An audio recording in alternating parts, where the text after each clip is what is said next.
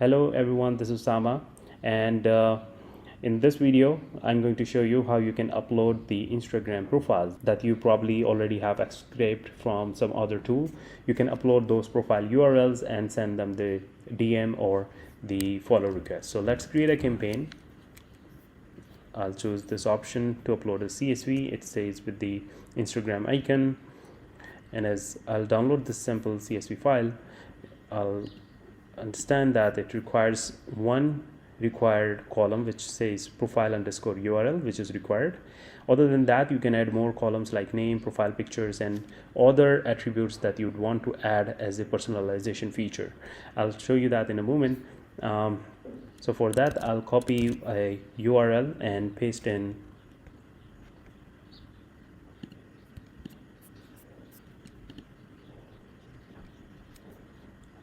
For the sake of this CSV file, I'll continue with the default file that is downloaded. Okay, now I'm uploading this CSV file that I just updated. Go next, and this time I will be sending out the messages. Choosing my burner Instagram account, and it goes to both male and females, and I don't want to send the message to people who already have a conversation with me.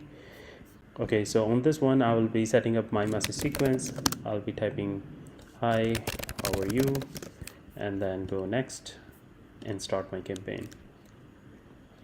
So as you can see, it has two profiles uploaded, and it hasn't scanned this profile yet, as I told in case of Facebook CSV campaign as well, that it'll start scanning more details about these two profiles that I have uploaded, like their gender, location, and etc., whatever it could find on Instagram, and then it will start sending out them the friend request or the message sequence, obviously. So we'll wait, and we'll be back shortly when the scanning starts in 10 minutes or so.